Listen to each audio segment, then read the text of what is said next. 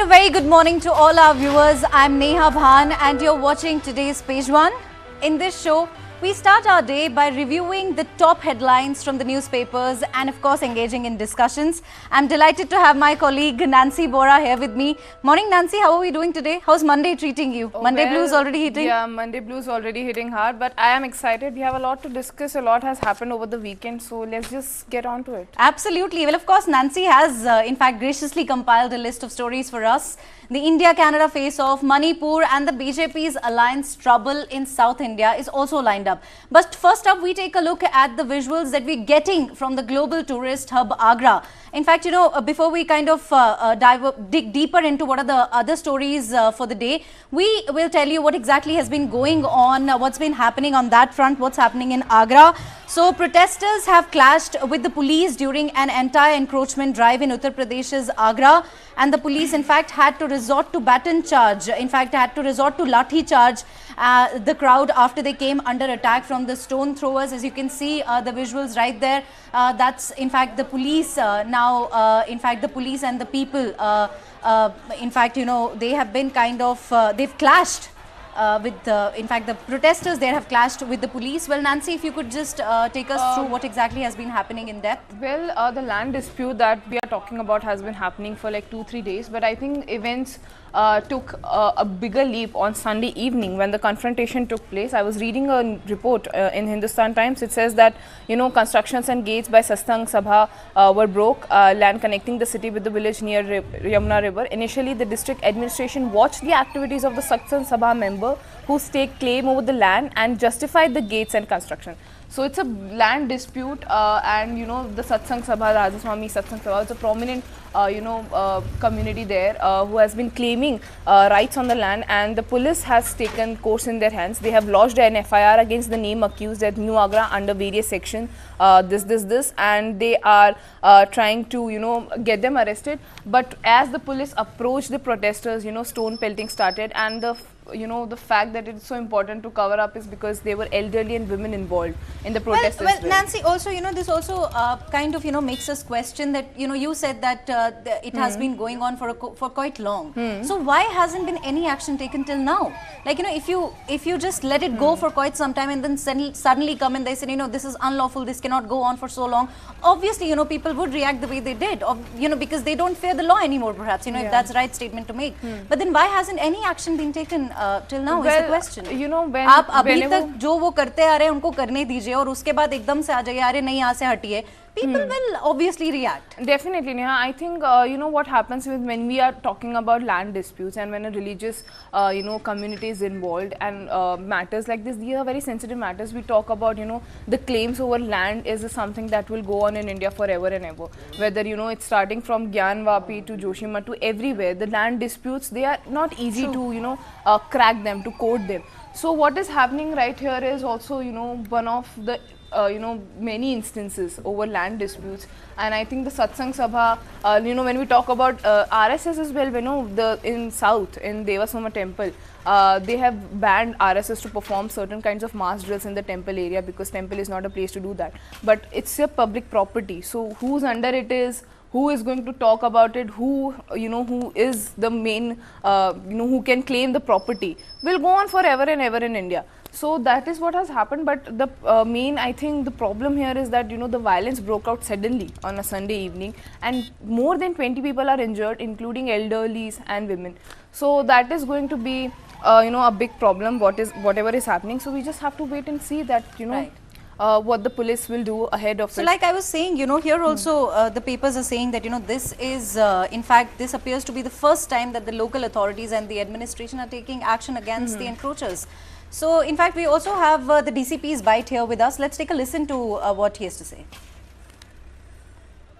देखिए, यहाँ पर राजस्व विभाग के द्वारा एक राजकीय चकमार्ग पर अवैध निर्माण को हटाने के लिए फोर्स की मांग की गई थी और उस क्रम में पुलिस बल यहाँ पर पहुंचा था और तैयारी के साथ कुछ लोगों के द्वारा यहाँ पर पुलिस बल के ऊपर पथराव किया गया और पुलिस विभाग के द्वारा बहुत ही संयम और अनुशासन का नमूना देते हुए भीड़ को काबू किया गया, भीड़ से बातचीत करने की कोशिश की गई और इनको अपने दस्तावेज दिखाने के लिए कुछ समय का वक्त राजस्व विभाग के द्वारा दिया गया है।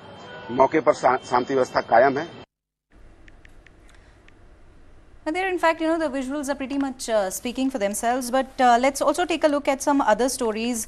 What's been happening on the India-Canada front? Yeah. There has been an explosive, if that's the explosive kind of, report, if that's the right word to use, that has been put out by the New York Times, which in fact has now put out right there, what we in fact have been discussing in the newsrooms, that it is in fact the United States that gave intel to Canada. The Five Eyes alliance, of course, which this was pretty much expected. But what's really been, kind of surprising is that it's not exactly surprising. Well, the fact that how United States has been kind of, saying that we are friends with India and, India means a lot to us, and then, kind of indulging in these acts. But, of course, the question also is that is the US looking at India as a client state? Well, of course, I think the short answer to that would be no, because India would never indulge in any of such acts. We are a thriving democracy. We are, thriving economy. So, of course, a lot of things. I'll just take a quick, I'll just tell our viewers quickly what exactly has happened.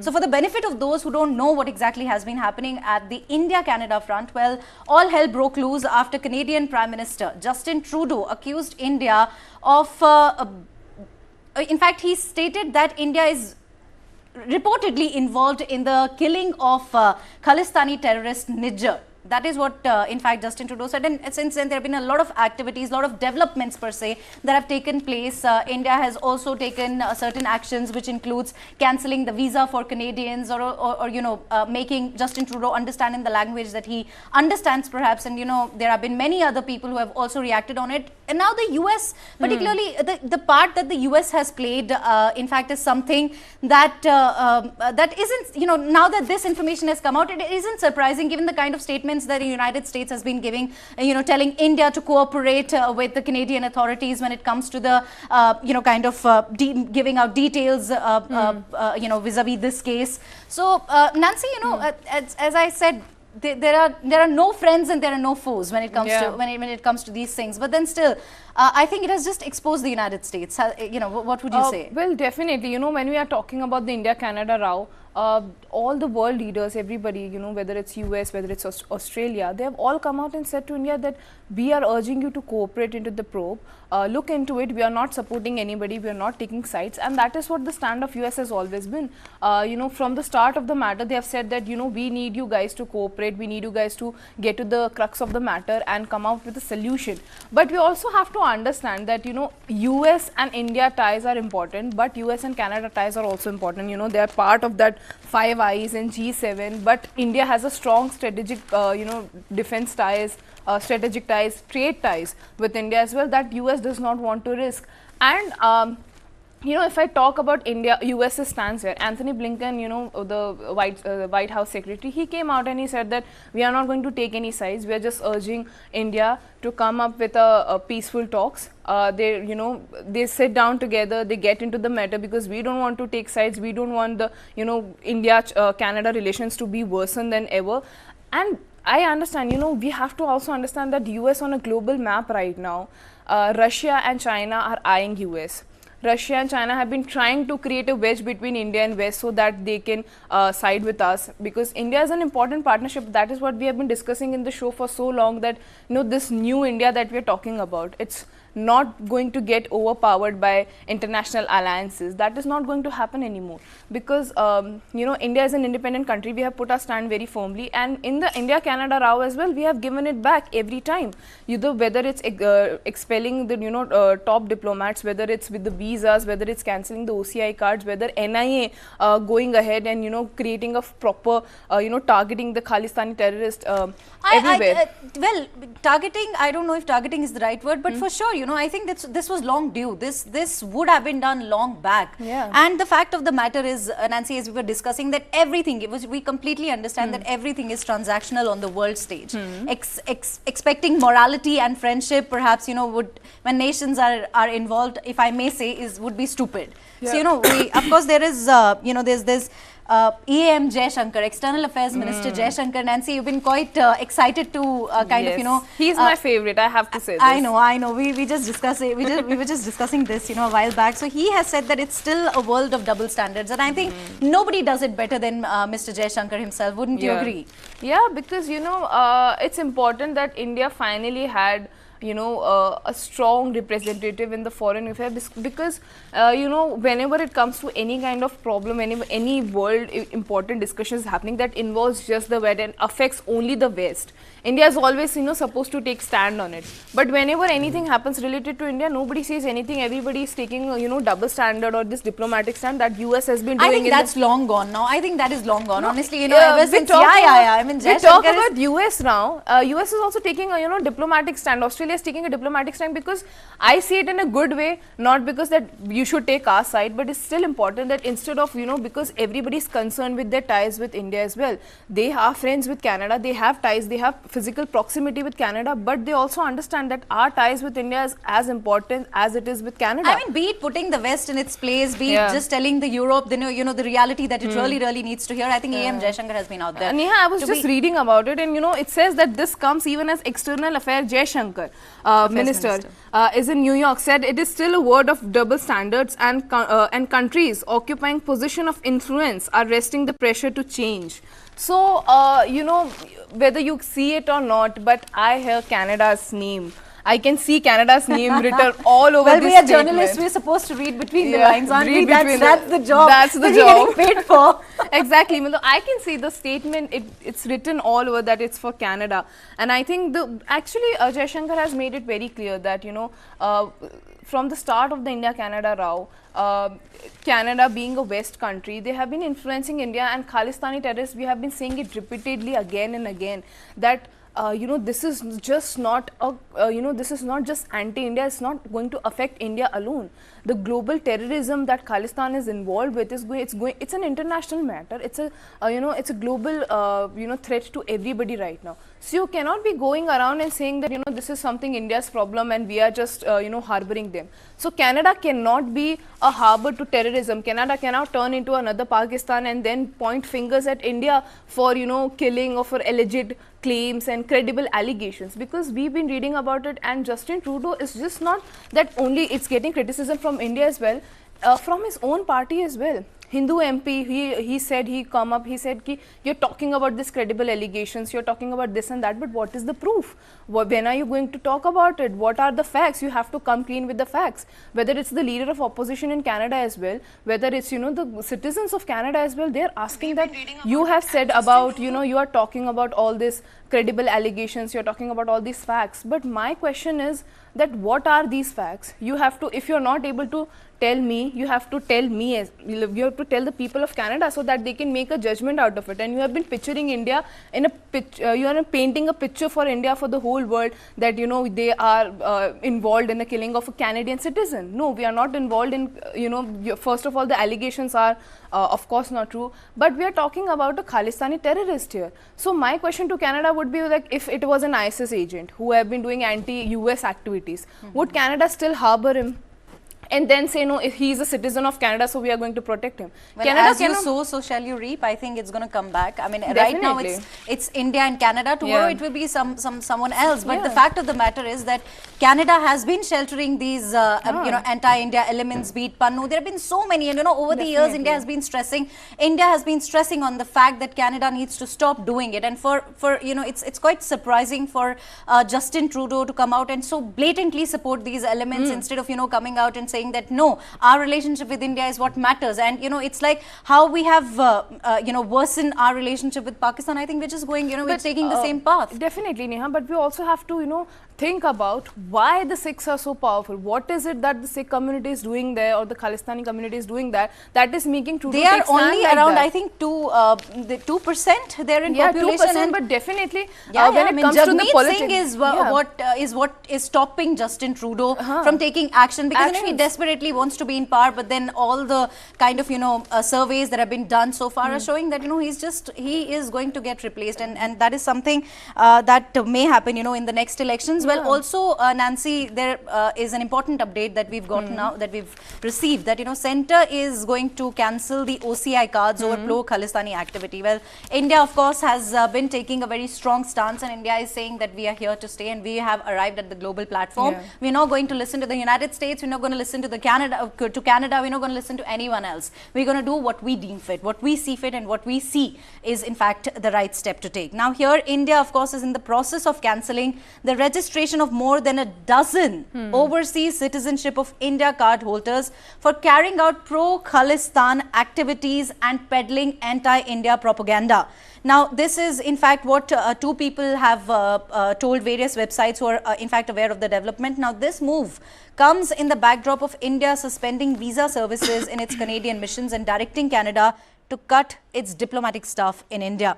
New Delhi has also expelled, in fact, a senior Canadian diplomat after an Indian diplomat was expelled by Ottawa. A quick update on that. I mean, it's I don't know if many people noticed it, well, but all this was done, when the Canadian Prime Minister, said whatever he had to about India and, about India's alleged involvement. And then what happened was, that the ambassador was called, and India also called the Canadian ambassador, and all of that was done in just 4 minutes. Yeah, I mean, in just 4 minutes, India called him, said, please pick up your stuff and leave. It just appears like that, India. We have been so confident lately. We've been so confident. Yeah, that is what we're talking about. The new India, that is retaliating, again and again, and cancelling the OCI cards is a great move because overseas citizenship is just not a political entry, but I was reading about it. It says that OCI doesn't confer political right. It is in fact a multiple entry, multi-purpose, lifelong visa for Indian origin people living abroad. So, you cannot be a citizen of India and you cannot go into foreign soil and then just, get involved in anti-India activities. I mean, that is not something that the new India is going to tolerate. It's saying that OCI holders are exempt from having to register with the Foreign Regional Registration Office. They cannot hold public office, vote in Indian elections or buy agricultural land. So that is a big step that India, is taking, because that is how we can retaliate, because if people think that they can go around doing anti-India activities and then be okay with it, and Canada can come out, harbor them, and just say, no, we are protecting the freedom of expression, freedom of right. So as Rishi Sunak correctly pointed it out when he talked about Khalistan, he said that we are not going to allow Khalistani extremism. We support freedom of speech as well, but this is not going to come in between. We are not going to let it go to extremism. If there is hate crime, if there is anti-India statements made by the Khalistani activities, so it doesn't matter. It's not their freedom of speech anymore. So that is something that I think Trudeau is failing to understand, that over your own national interests, or over your not even national interests, over your own political gains, because there are 18 MPs who are 6 in Canada, and that is, by the way, that number is more than what India has. India has, definitely. Absolutely. And the way Trudeau has India has around 13 MPs, if I'm not wrong. Definitely. And the kind of influence they held in Canada, that is understandable, but Trudeau is trying to be wooing the Sikh community for the longest of time. But he also has to understand, just for his electoral gains, just for his own political interest, he cannot be, he cannot put the ties he has with India at risk. Nancy, you are expecting too much from a politician, wouldn't you say that? I mean, they could do anything to just stay in power. They could do anything. Well, of course, now we move on to other developments that are coming in from Manipur now, where the Supreme Court has said that dispose unclaimed bodies respectfully if no kin comes. Before we get into the discussion, I would like to just read a bit about how the news has been covered, and in fact it is by the Indian Express, which says that with scores of bodies lying unclaimed in morgues across Manipur, which has been embroiled in ethnic strife since the beginning of May, a 3-member committee of former judges constituted by the Supreme Court has now advised that the state government publish a list of the dead so that their next of kin can be identified, and if no one comes forward, dispose of the bodies in a quote-unquote respectful manner. Now, in a statement last week, the Manipur police had disclosed that 96 bodies continue to remain unclaimed in the morgues. For those who do not know, Manipur has remained on the edge since 3rd of May. Now, it's been a couple of months since 3rd of May, when it was the first time when an ethnic conflict broke out between the Kukis and the Métis.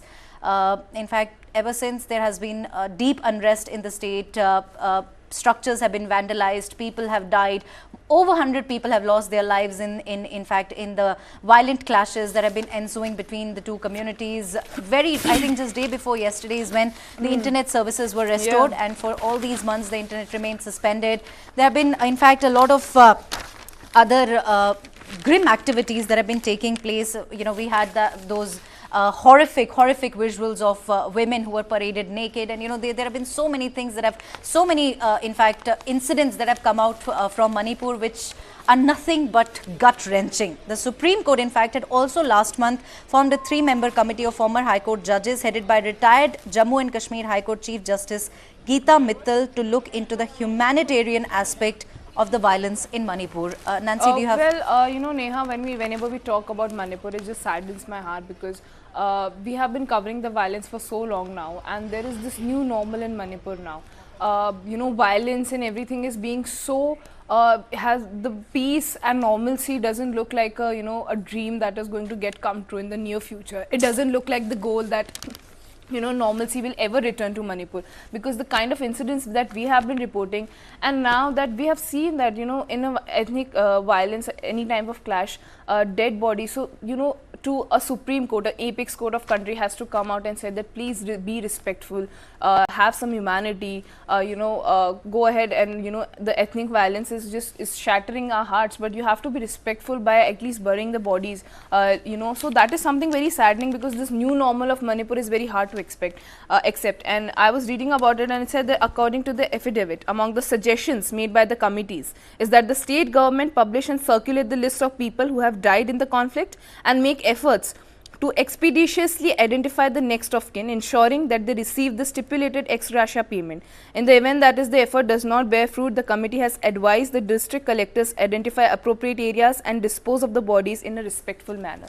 So now the situation has gone this worse that the Supreme Court and the court has to ask and come and say that please be respectful with the bodies, have a proper procedure, because the killings, the number of people who have died has crossed the mark of 175 now. We have the latest tally that we have where 175 people have been killed in the ethnic violence, which started, you know, Methi and Kuki. That has been going on for so long now, 3 months. It's not a, you know, and government, you know, sometimes we see that they are deploying extra security forces in Manipur, sometimes we see that they are withdrawing. Well, it looks like that there is not really an answer to what has been happening in Manipur, you know, given that there have been certain steps that have been taken by the centre, there have been many other steps that have been taken by the state government. You know, if you remember, if you recall, Chief Minister Birendra Singh also wanted to step down, but he was kind of, you know, stopped from stepping down. There were other, I think, you know, there were some people who wanted him to stay. Now, you know, Manipur is a beautiful, tiny northeastern state in India, and you know, whatever has been happening, honestly, just, you know, take a look at these visuals. I mean, who would have thought in the wildest of their dreams that this is what we would be witnessing in Manipur, not for a day, not for 2 days, not for 3 days, but for months and months. Now, this is something that, you know, and still peace doesn't look to be on the cards at all. I mean, how is it going to, you know, help us? Because when we were talking about this violence clash and everything, the kind of incidents that I'm, you know, reporting from the past days is that, you know, then when this illegal supply of arms and ammunition that has been going on in the state. Absolutely, and you know, most importantly, Nancy, it is a border state. So the China, Pakistan would be absolutely, they would be, you know, they would be trying their best to just peddle as much unrest as they want. And you know, this is it's very easy for us to, you know, sit in our AC rooms, or you know, for people sitting in their AC rooms to comment, "Arey yaar, sarkar kuch nahi kar rahi hai, sarkar ko kuch karna chahiye." They also have to understand कि सरकार को इस मसले में बहुत ध्यान से, they have to, you know, take a step forward, because they know that, you know, anything, honestly, anything can happen. Definitely. So you know, it's not as easy as it looks if that's the right thing, you know. Definitely. I mean, you know, the government needs to intervene. Obviously, the state government has been, you know, have failed to restore peace in Manipur, because you know, there are a lot of things when we're talking about an ethnic clash and when talking about tribal groups. It's, you know, it gets very sensitive, and you can't hurt people's sensitivities at all. I mean, you know, they've been so deeply involved in that. Look, just imagine, Nancy, you know, like we will also, you know, everything, obviously, you know, at the end everything is okay, but just take a look at what exactly has happened in these 3 months. Think about those mothers who have lost their daughters, who have lost their sons. Think about those husbands who have lost their wives, think about those wives who have lost their husbands. Everything will settle down. But you know, what about their lives have been turned upside down? Who's going to compensate that? Who's going to compensate that? Yeah. And we were talking about it, and there was this incident that came out, and you know, which said that, you know, an army jawan who was on leave, he came out, and he was wearing he was escorted by 3 miscreants who took him out, and the only witness to that abduction was his 10-year-old son, who gave who went to police, and he gave the statement. He was the eyewitness, and next day his father was dead and he was shot in the head. So it's so easy for now people to just dress up as security forces, to have access to illegal arms and ammunition. Then we have the whole Myanmar fencing thing that is going on, and I think I was reading about it somewhere that they are going to hold a meeting with the center today to talk about this as well, the Myanmar fencing issue. There have been multiple meetings on that front too, and you know, not only that, there have been other, you know, there have been kind of, the center is also, you know, be it Amit Shah visiting Manipur a couple of times, be it Prime Minister Modi assuring that, you know, everything will be all right. As I said, you know, it's easier said than done. There are a lot is at stake. Let's just put, you know, above all, the fact of the matter that, you know, as I mentioned, you know, is that Manipur is a bordering state, and you know, we got to be very, very careful with that, because we know what Pakistan and China has been up to, especially in the past couple of years, and you know how China has been very shamelessly, you know, doing whatever, carrying out certain acts. Definitely. So of course, you know, there honestly, you know, if we just keep the journalistic side of it apart, our heart sinks, and I'm sure, Nancy, you feel no different.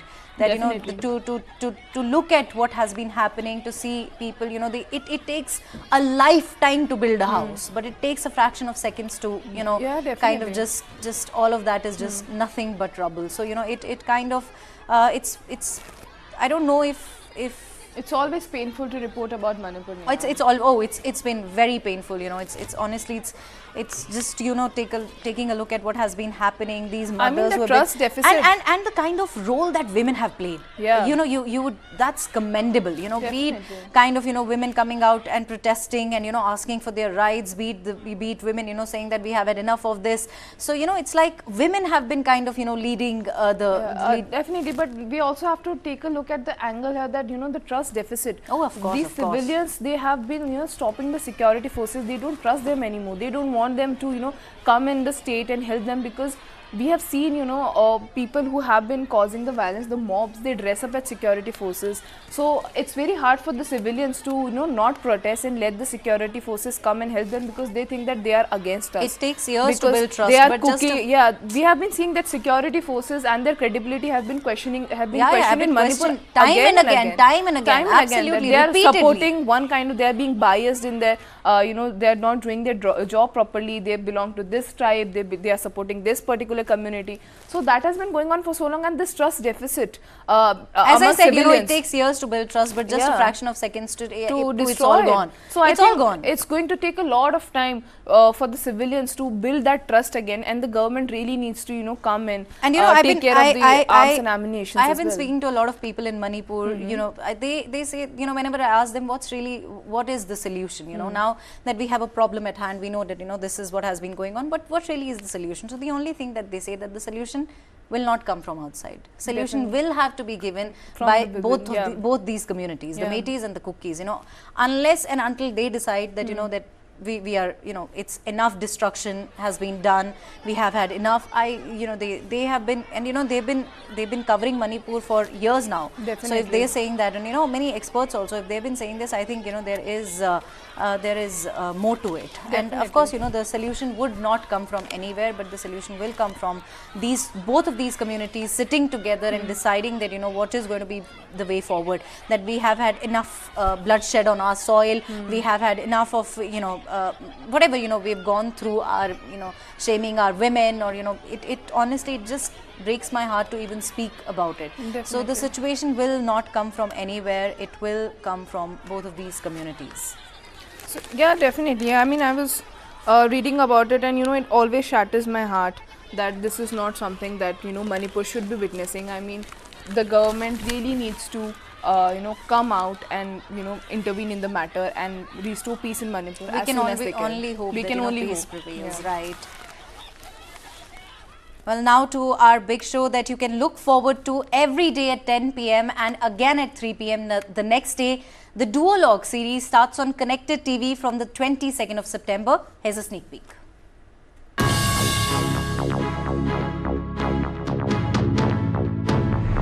Do you have a very simple SOP? If you put filth at the mango tree's root, it becomes sweet mango. Spokesperson like Sania Mirza written about more than the women's cricketer. Journalist, for some reason, doesn't like an athlete. The narrative is very different.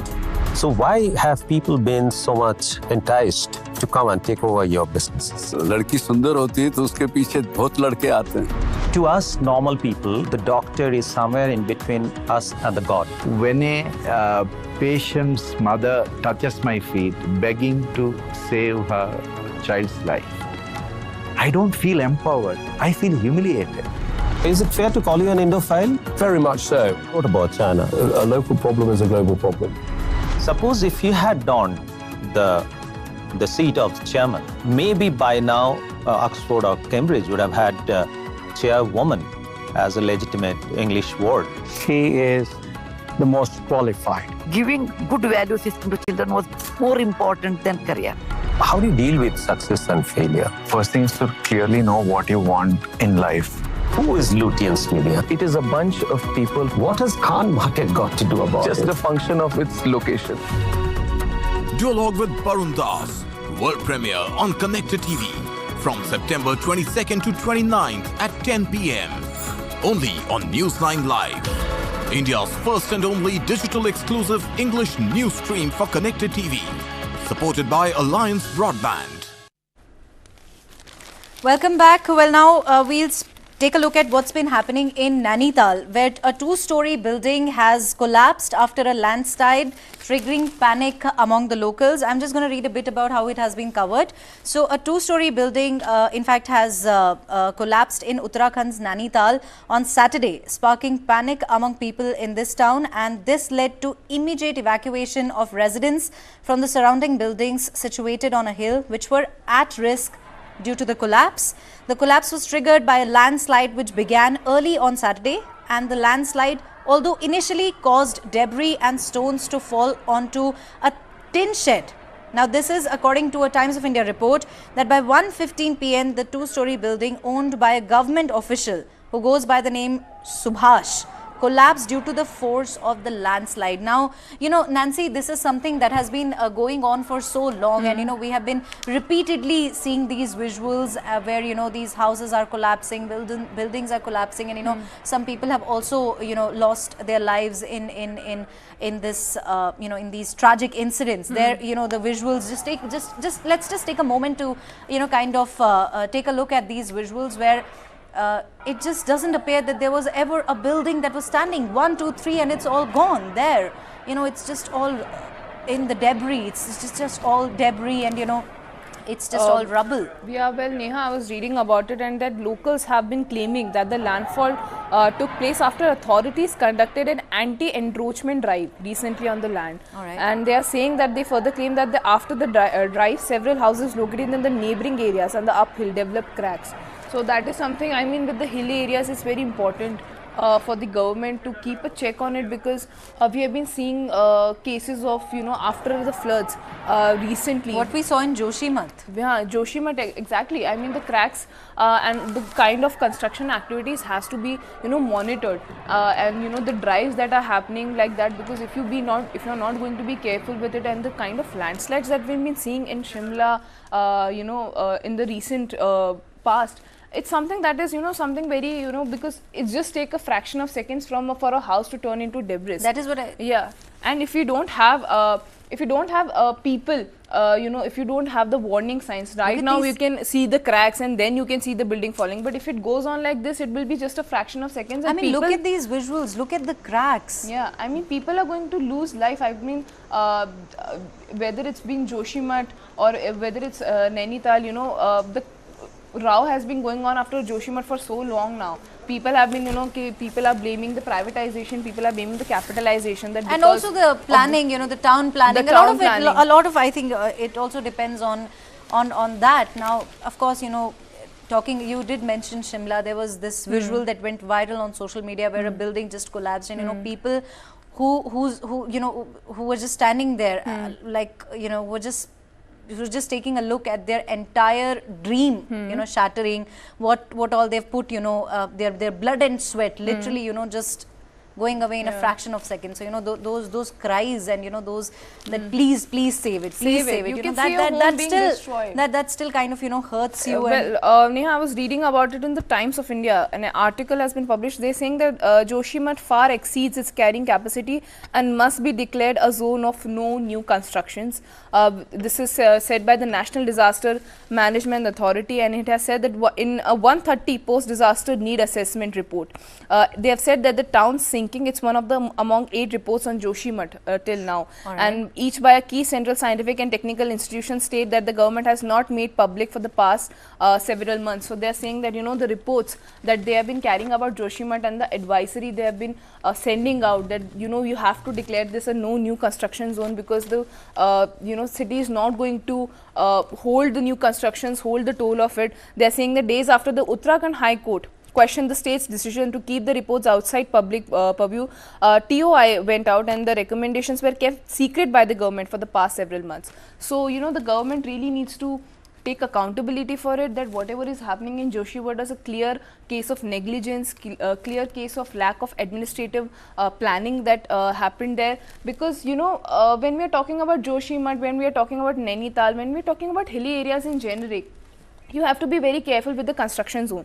You cannot go around creating buildings here and there, because it is going to affect these places and people who are locals there. It's just not a tourist place. It's, you know, locals who reside there. It's their homes that are being affected. They can see their house turning into debris in just fractions of second. So, and the Joshimath case have been in, you know, a topic for concern for the past, past 8 months now. In January it started, and the 8 institutions, Central Building Research Institute, Geological Survey of India, Wadia Institute of Himalayan Geology and many others, they have given the mandate to ascertain the causes of the ground subsidence in the area and in around Joshimath and to carry out remedial measures. So the study has been going on for so long. From January it started. We are in October now. We are almost into October, and the way you know, examining has been happening, the way the cracks are being examined, I mean, these buildings, they, you know, it's going to pose a greater threat to the locals residing there. So that is going to be, you know, a matter of concern. But I feel that government really needs to go ahead and monitor the situation in Joshimath, because we cannot be losing and sinking towns like that. Not only Joshimath, not only Joshimath, and Nainital as well. Of course, absolutely, in every other hilly state per se. Well, of course, now.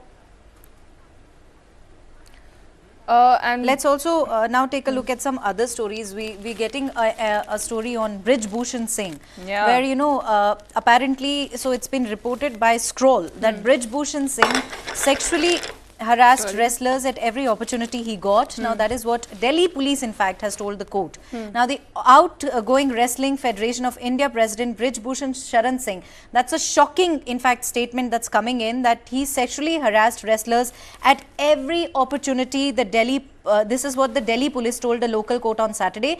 That's been reported by the Indian Express. Additionally, public prosecutor Atul Srivastava, representing the Delhi police, told additional chief metropolitan magistrate Harjeet Singh Jaspal's court that Singh knew what he was doing. In fact, that is a very important statement out there, that Brij Bhushan Singh, who has been denying all of these allegations and saying that, you know, take me to any court and, you know, do whatever, carry out whatever investigation you want, I have not done anything wrong. Now, I'm going to repeat it. You know, the additional public prosecutor Atul Srivastava, who has been representing the Delhi police, has told the additional chief metropolitan magistrate Harjeet Singh Jaspal's court that Singh, quote unquote, knew exactly what he's doing, and that his intention was to, quote, to outrage the modesty of the wrestlers.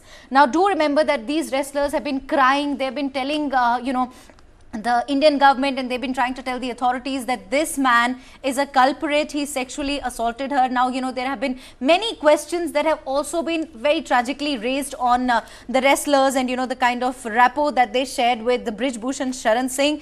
Now, there in fact, it also says that referring to a complaint filed by a woman wrestler, the council said that during an event in Tajikistan, Singh had called her into a room and forcefully hugged her. Nancy, these are shocking, in fact, statements. You know, upon protesting, he told the wrestler that he had done it like a father. Yeah. I mean, what do you make of it? This is absolutely shocking. How can you, who's supposed to be, you know, who's supposed to be like a father figure to these wrestlers, who, you know, who's supposed to just make them the best which is out there, indulge in such pathetic, ridiculous, you know, activities, and then make such ridiculous statements that, you know, take me out there, take me, carry out whatever investigations. What is it that he's high on? Who is giving him such power? Who's giving him such, you know, such confidence that he can go on and make whatever statements, you know, as he likes, and there's nobody who's going to touch him? Now here we have, you know, you've seen it. Yeah, that, you know, definitely. he knew what he was doing. That's what, in fact. Yeah, I was reading the report, about this whole situation, and the Delhi police have they are saying that he didn't miss out on any opportunity, and we have been covering this case. It was so it was heartbreaking to see women wrestlers who have got medals for our country absolutely protesting and saying that this man has been the cases of sexual assault. There was this minor girl also involved in the start, and the kind of allegations that are against, if it was a one woman, we would have understood that no, it might be, there needs to be an investigation done. But a lot of women wrestlers came out and said that the kind of behavior that Brij Bhushan Singh had with women was not acceptable and it was inappropriate. I am not understanding what was taking so long for the police to arrest him in the first place. Why was he being protected? Because these were allegations made by wrestlers who have an image to, protect. It must have not been easy for them to come out in group and community and say that, this has been going on for the past 2-3 years now. We cannot take it anymore. And this guy, Brij Bhushan, has been, assaulting us. And I was reading of some of the incidents, and, it said that he was doing, he started touching a woman wrestler. He, without her permission, he just lifted her shirt up and he started touching her stomach. And saying that this is something, this is not, I'm doing it like a father, I'm doing it like this. I mean, you are somebody, you are not a relative of you or of that person. You are a chief of the wrestling federation. Even a relative is not supposed to do that. It's absolutely ridiculous to see him making those statements. But of course, now we move on to some political stories that are coming in here. AIA-DMK BJP alliance seems to be on the edge. In fact, party leaders' discreet visit to Delhi fails to make a breakthrough. I'm just going to read a bit about the story before we get into the discussion. Well, in a cloud of controversy for months now, the alliance between the BJP and the AIA-DMK in Tamil Nadu continues to be on shaky ground, with the BJP state chief K. Annamalai frequently making comments against the AIA-DMK and the BJP national leadership also appearing lenient, causing a palpable rift between the two parties. AIA-DMK General Secretary Edapadi K. Palaniswamy is expected to make an announcement on Monday about the future of the alliance, which means that today is an all-important day for the alliance. BJP, which has been trying its best to, in fact, crack the southern code and hasn't been able to do so till now. Of course, once it was in power in Karnataka, but other than that, BJP really hasn't been able to crack code, which is called the southern gate of India. BJP has been desperately trying to kind of, gain power in Tamil Nadu, in Kerala, in Karnataka, but hasn't, BJP so far hasn't really had any luck. And now it appears that AIA-DMK, its partner in Tamil Nadu, is not very happy. And, the tensions have been kind of out there on the forefront, with many people accusing, the BJP state chief, K. Annamalai, telling him that, he needs to understand that, when you're in alliance with anyone, you don't make statements, in favor of them. And now it appears that the BJP has been lenient on them, and clearly, the AIA-DMK isn't very happy with it. And, it is the decision that is going to make, and it appears that the, in fact, decision is going to be made today. So 2 weeks ago, Annamalai's remarks in Madurai about CN Annadurai, the state's first chief minister and a revered figure in Tamil Nadu's political history, stirred a controversy. What did he say? Well, he said that referencing a 1956 speech by Annadurai that critiqued the Hindu faith, Annamalai sought to make a point that freedom fighter, in fact, Thevar condemned Annadurai. Now, Thevar is now projected as an icon of the OBC community. Now, in fact, it looks like, of course, this may be just one incident, but there have been many other such incidents that the AIDMK perhaps have, the leaders have in the back of their heads, and they've not been very happy with the kind of statements that Annamalai has made, and it appears that the BJP has also failed to kind of take action on that front. Of course, there would have been, presuming that there would have been many discussions that would have taken place between, these two partners, between the AIDMK and the BJP. BJP must have given assurances, and the AIDMK would have said that they're going to take a look at it, and after that it appears that they failed to reach any consensus, and then kind of decided that let's kind of today is the decision. Well, we can perhaps assume what is the decision going to be made, but in politics anything can happen. Anything can happen, and I think BJP has been struggling with alliances, and BJP, as you correctly pointed out, they were not able to crack the southern gate as well. In Karnataka also we have been seeing tension with the JDS and BJP. There's been a rift among them as well. We'll talk about it again, but like pardon me. But when we're talking about Annamalai's statement and the alliance, because BJP really needs to crack the code. Stalin has, in a rally, he correctly pointed it out that I think this is something, this rift is something that I think people are now understanding. All the regional parties are now understanding that BJP is just using the regional parties to have an entry into the southern state.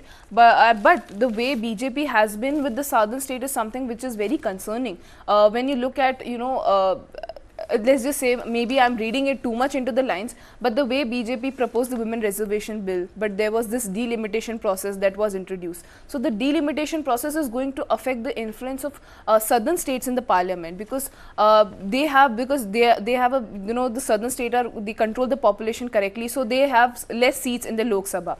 So that is going to definitely affect them in the future, and that is obviously, the BJP and the South, they have never gone well. And if you have rift with regional parties, whether it's AIADMK in Tamil Nadu or whether it's JDS in Karnataka, I mean, problems are going to get there, even though we have seen a JDS BJP alliance in Karnataka right now, but still, Muslim JDS leaders, they have been, resigning from the party. They are saying, no, we are not ready for this. We are not going to be in alliance with BJP because we are not, they don't understand the politics of the South. And that is true, because BJP have always neglected South in its core. But I think after the Karnataka elections, when Congress came in power, I think it shook BJP to the core, and they were like left. No, I don't think it shook BJP to the core. That's something, that I've been having discussions with everybody on. I've spent good, 5 years in Bangalore. I don't think it should. I think it was very much expected. Yeah.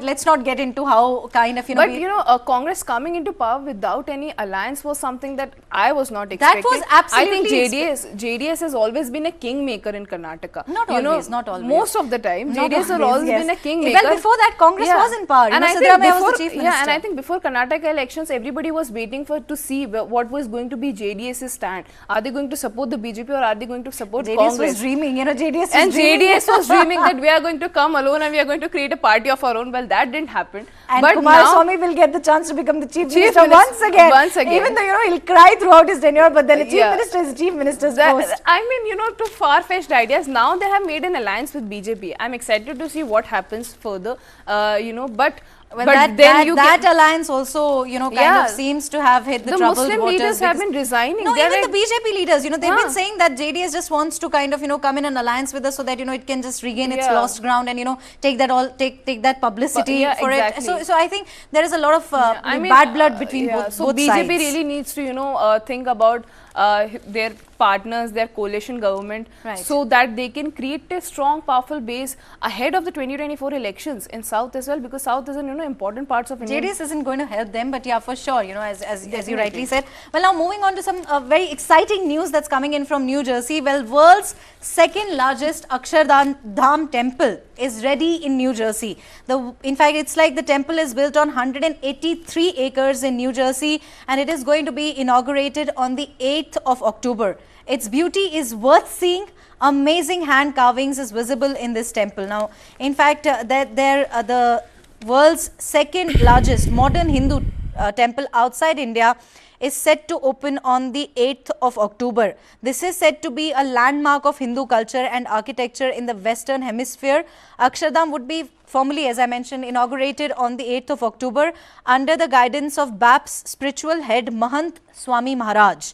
It will be, in fact, open to the visitors from 18th of October onwards. Now, it's called BAPS Swaminarayan Akshardham. The temple is located about 60 miles south of Times Square, New York, or about 180 miles north of Washington, D.C. in fact, the United States. Nancy, do read what is, in fact, what else is there, and, what will we get to see when it comes to Well, Neha, whenever we talk about, heritage and, India being represented in the foreign land is something, that always swells my heart with pride. Just, I think, a couple of days, a week before, we were talking about how UNESCO has been including a World Heritage Site from India, whether it was, Rabindranath Tagore's Shantiniketan. And then we had this, Akshardham, one of the, the way you can see the visuals, the way it's hand carved, the way it's so beautiful and depicting all the Hindu culture. I mean, that is something very important. I was reading about it, and it said the thousands of Hindus people from the faiths are already, ongoing into the temple. They are already visiting there. The Akshardham temple measures to be 255 feet and 345 feet. So they have given a, appropriate amount of, space to the temple, and the temple is possibly the second largest. Look at that, it is so beautiful, it is so mesmerizing. Yeah. Look at the... It's second largest after the iconic Angkor Wat in Cambodia.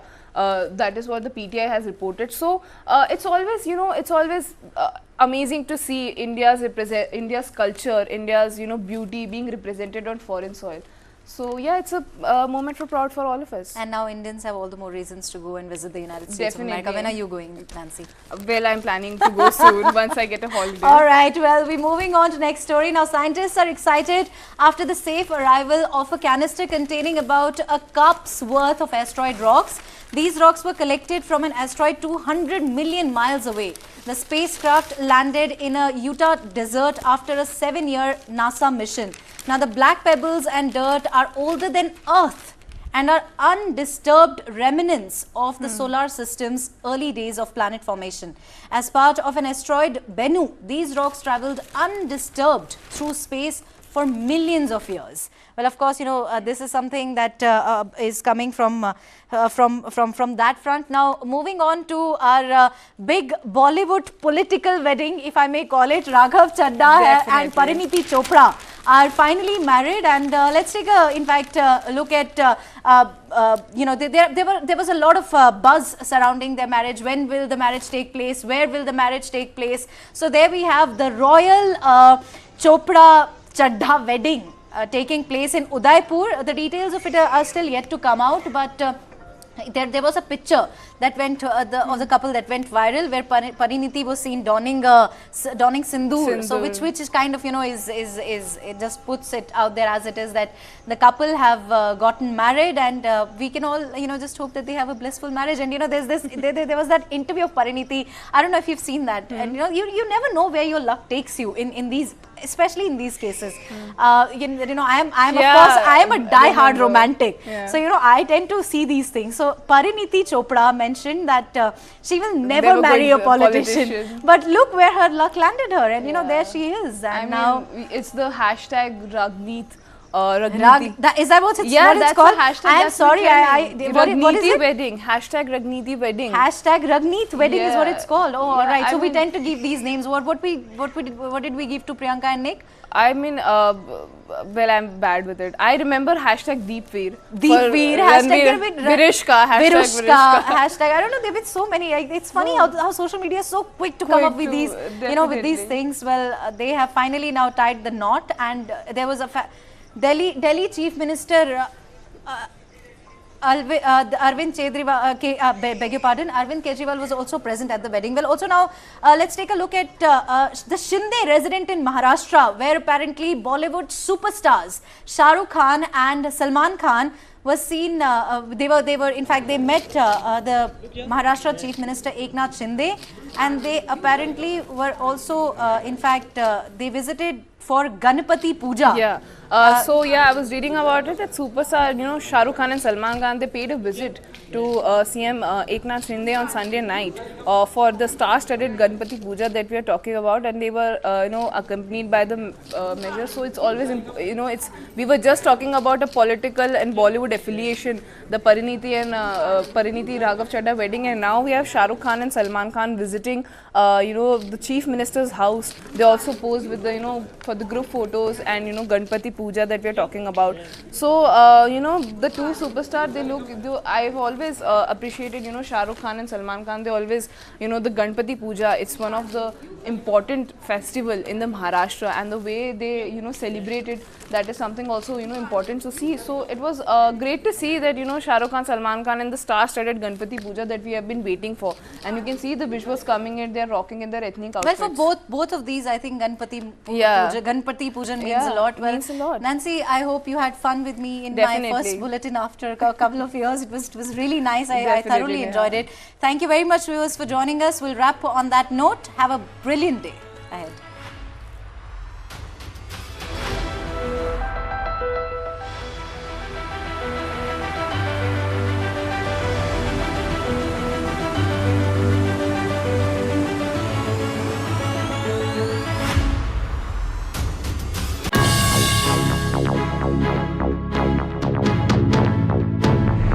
Do you have a very simple SOP? If you put filth at the mango tree's root, it becomes sweet mango. Spokesperson like Sania Mirza written about more than the women's cricketer. Journalist, for some reason, doesn't like an athlete. The narrative is very different. So why have people been so much